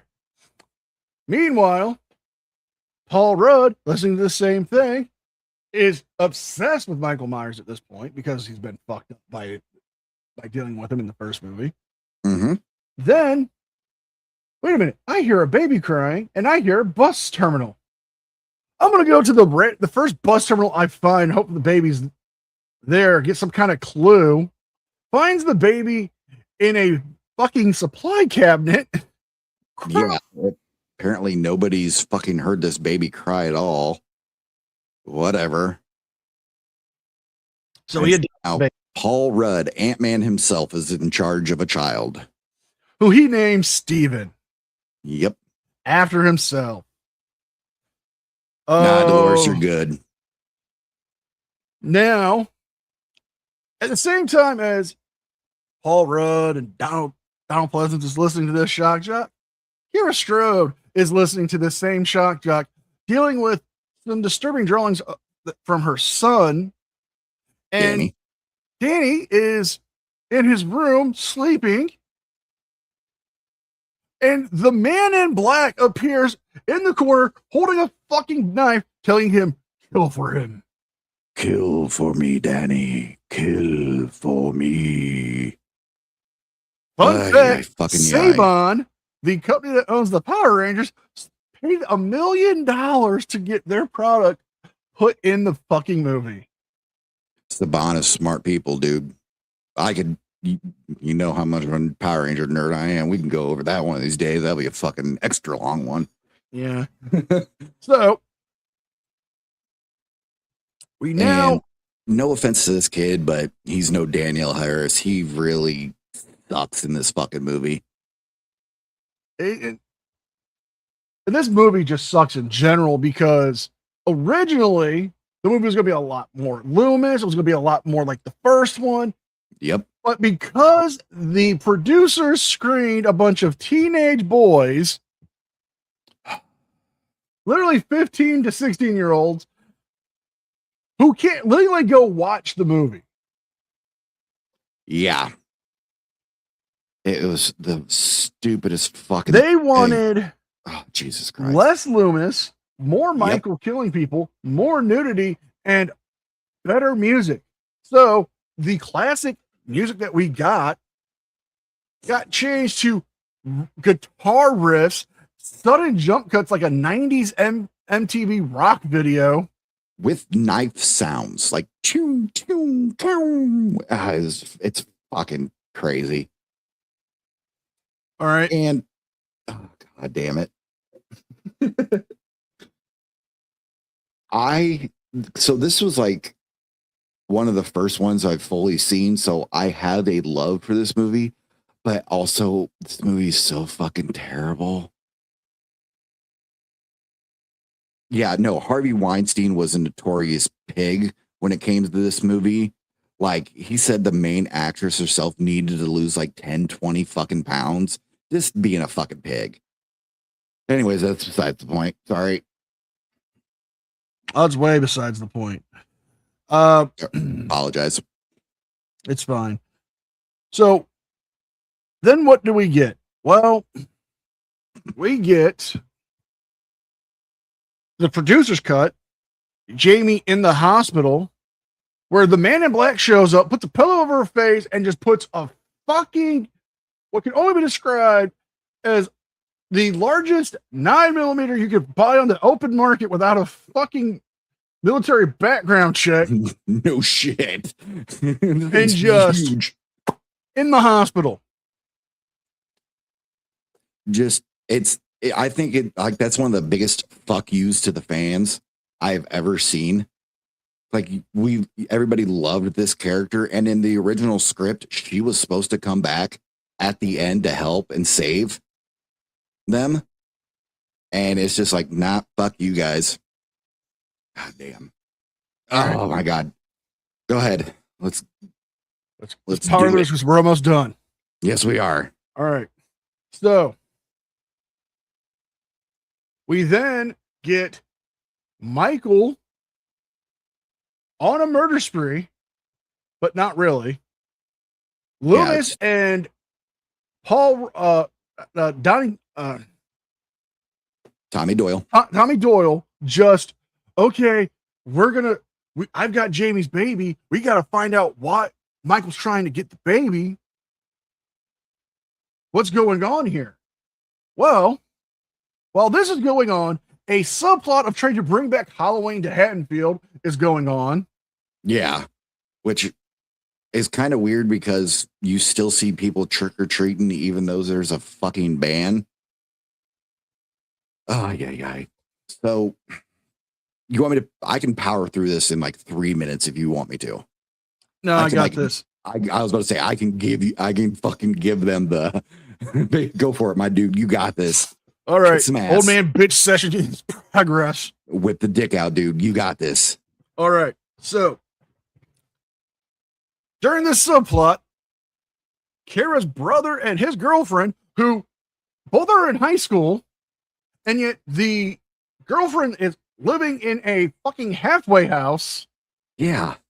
With Paul Rudd's character, whose landlady, old lady Blankenship, who's fucking deaf apparently and can't fucking talk. Well, can talk, but is fucking old and senile. Yeah. And it's like, hey, I can hook you up with my roommate. Well, not my roommate, but the housemate, because you're lonely. He's creepy and lonely. You guys can be a good couple. They're out trying to bring back Halloween. Their mom is Kira, and her brother's mom, Deborah, are is at the house. Gets told by Loomis, yeah, this used to be Michael Myers' house. You need to get the fuck out of here because he's coming back here and he's going to kill anybody who's in this fucking house. He gives a really good speech, though. Like, I would say watch this movie for Loomis because he does really good work in this. Okay, go ahead. You watch that theatrical cut and get the best of Loomis. Oh, 100%. That's what you want. So she's on her way out. Michael's there, chases her into the backyard, which she just forgot that her husband put up a new fence. Her in. And Michael ruins the laundry by pulling out an axe. Although, good use of the axe. Yeah, good swing. I'm not gonna lie. Yeah. Then John Strode, who, by the way, was named after John Carpenter, and Deborah was named after Deborah Hill. Yep. Go gigantic piece of shit.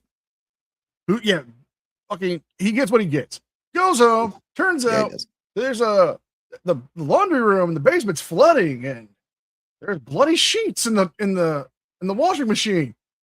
And Michael, I don't know how this happens, but stabs him into a fucking circuit breaker, electrocuting him, but not Michael.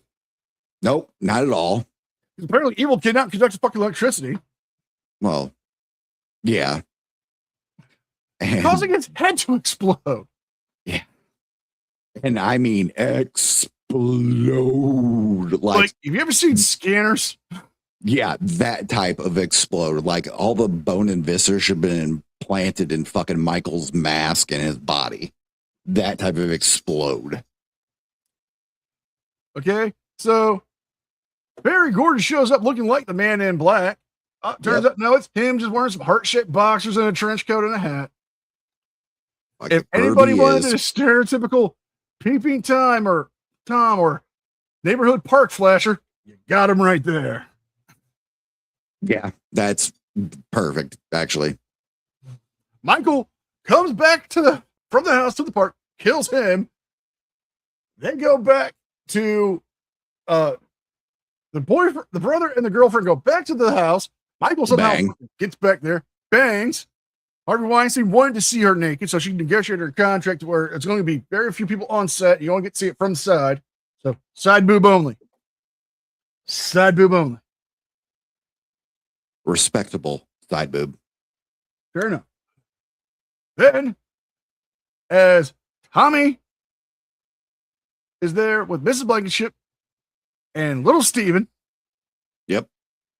And Paul Rudd and Kira Strode are just going over the curse of Thorn that has been inflicted on Michael because ancient druids, yes, Michael is Druish. Funny. He doesn't look Druish.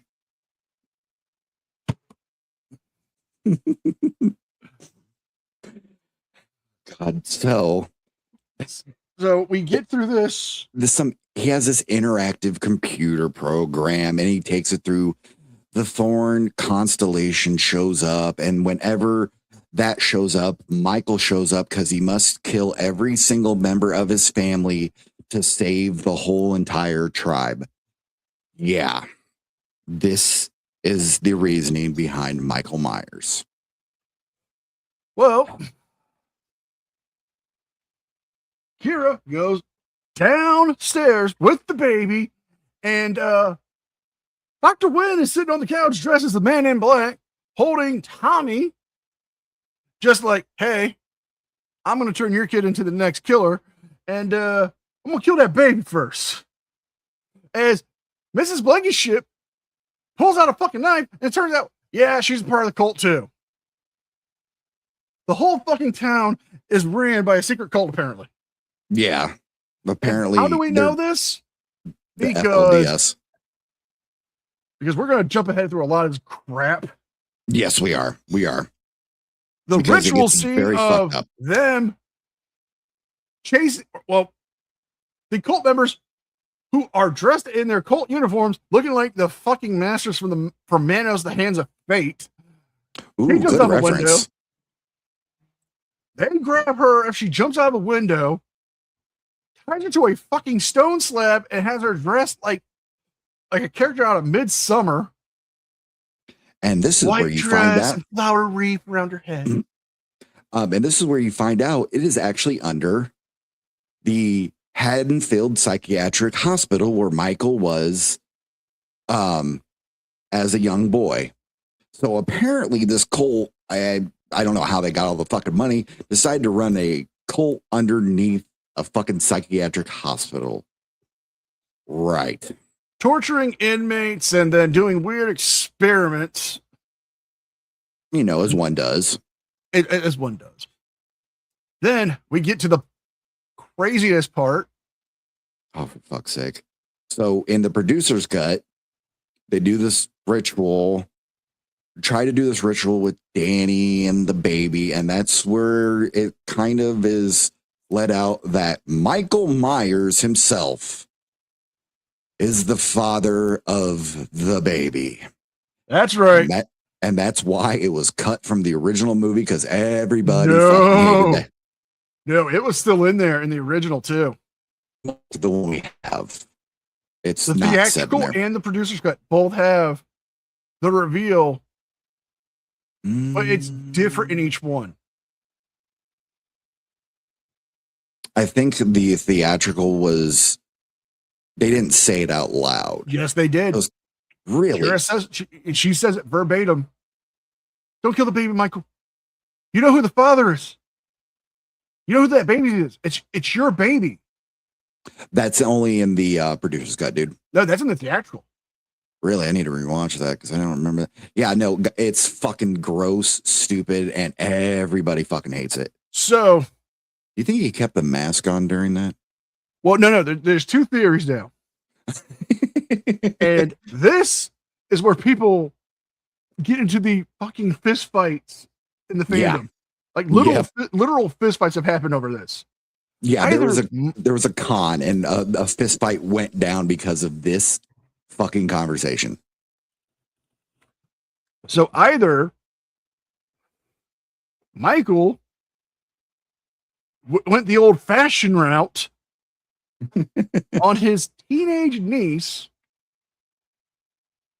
Well, it's Or- implied also that it happened multiple times because there's other little multiple fetuses. Fetusi? Yeah, it's bad. Now, Michael either went the old-fashioned way or somebody milked him. Either way, ew. Oh, God. Okay, give me your burnt hot dog here, Mikey. Look at the Yeah. Playboy. Yeah, Or everybody they you went have the through the back right door reaction. and milked his prostate. The fact that I can think of this and say it with a straight face. So do you think like they put like a Rue Morgue magazine in front of them, or like a fucking like autopsy book or some shit? Three fingers deep. It's a three knuckler. Yeah, the three knuckler. Okay, now this is where the endings differ. Yes. Okay. Now, If you wanna in the take- theatrical cut, Okay, I'll cover go ahead. theatrical, you'll cover producer. Gotcha. Okay, so in the theatrical cut, they lure Michael to the fetus room and beat him to death with a pole. And inject him with this weird green glowing shit. Either it's really good heroin from the 90s, Might be. or it's some kind of an acid. And they beat him to death with a pole. Yep. Paul Rudd, Kara and her son, the baby, and Loomis go outside. Those four drive off. Loomis is in there, and then it just cuts to Loomis screaming. And that's it. That's the end of the Of the theatrical version. cut. Now, the producer's one gets way more goofy. So, Tommy dresses up as one of the cult members, gets Kira, the baby, and Danny out of there. And while they're running out, he stops and puts these small stones on the ground and waits for Michael to come get him. These stones have runes on them that freezes Michael in place. So they run out, kind of like in the theatrical cut.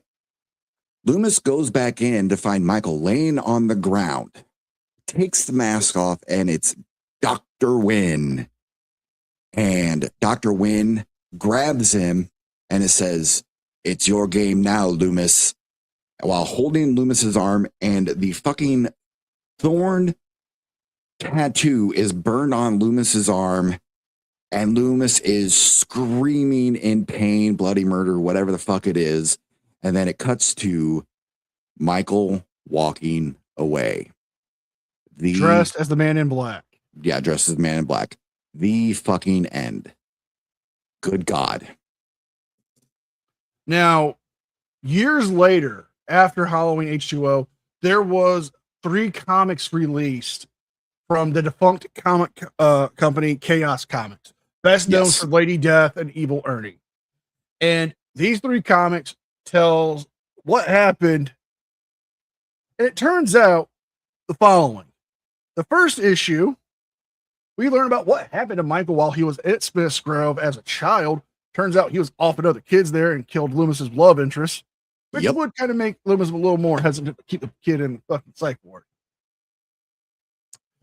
Then we find out that the whole town is ran by the cult and old Lenny Blankenship is still running things. Yep. The third issue, and this is where shit gets even wilder than the producer's cut. Yeah.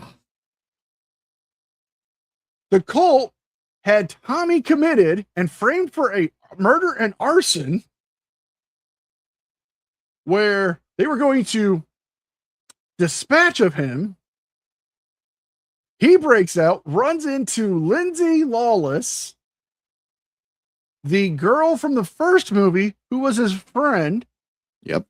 Who's Who's investigating in the- what happened to Laurie Strode. Yep. Finds out, wait a minute, Laurie's not dead. She faked her death, which means Laurie abandoned Jamie to die. Yeah. It is fucking crazy. And I mean ludicrous on what all these movies went through. It literally is like, okay, if you're huge nerds like us about Halloween and you love them, you're just like, you end up nitpicking the fuck out of them. It's going to happen. And yeah, they're bad movies, but also at the same time, I would say watch them, have some fun with it. People find enjoyment out of something like with Curse of Michael Myers. I think this Michael is one of the scariest. The mask and everything, the way he moves, I think he is fucking terrifying in this one. Unlike 5, where you're like, yeah, I could fist fight this dude and win. Yeah. So in the second issue, we found out that Tommy killed Michael. He thought he killed him. Shoots him out of a window, sets his head on fire. Third issue, Michael's back, stabs Tommy, tries to stab Laurie, not Laurie, but Lindsay, and Lindsay ends up stabbing her Michael in the eye. Yep. Falling out of a window, they pull the mask off, and it's fucking Laurie Strode, because the curse of Thorn is the following. And this is what the original writer wanted to do with 6. Yeah. The curse of Thorn is actually not a supernatural curse. It is where the males in the family and the women have psychic abilities, like kind of what they did with the 5th movie, when Jamie can actually see what's going on. And the women would have visions. That's why Jamie Lee Curtis's character in the 2nd movie were able to have those dreams. And it's not actually magic. It's a mixture of mental illness and incest. Yeah, it's God, it's so fucked up. So like, they originally for this one also wanted to incorporate VR into the whole fucking thing too. It's just a mess. It was just a fucking mess. yeah, this is why fans hate the Thorn trilogy, and we fucking hate it. Yep, 100%. Now we can find good things about it, but the overall is like, it is fucking terrible. I mean, it's like the writers and producers of like, especially 5 and 6 are like, hey, you know all the stuff you loved? Fuck you. No. I'm going to come in and I'm going to smash a birthday cake, but it's my birthday cake. Yeah, but I'm just going to smash it. Don't smash But it. why? Because fuck you. That's why. Exactly. That's like this is why we can't have nice things. Correct. And then we get from that, we end up getting H2O and Halloween Resurrection, and then the fucking Rob zombie films. reboots.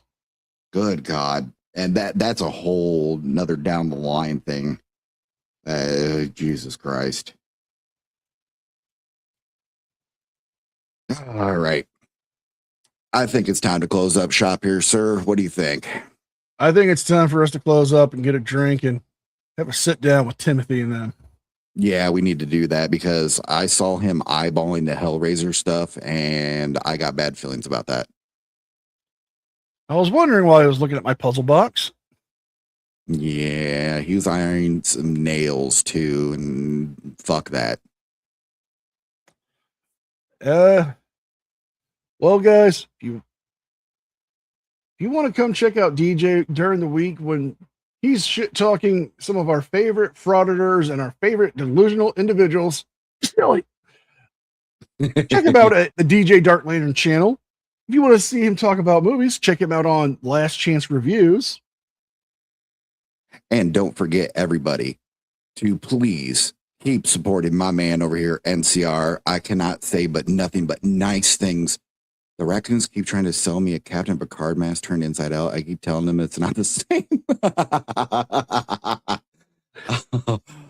Oh, that was good. That is a good one. That is really good.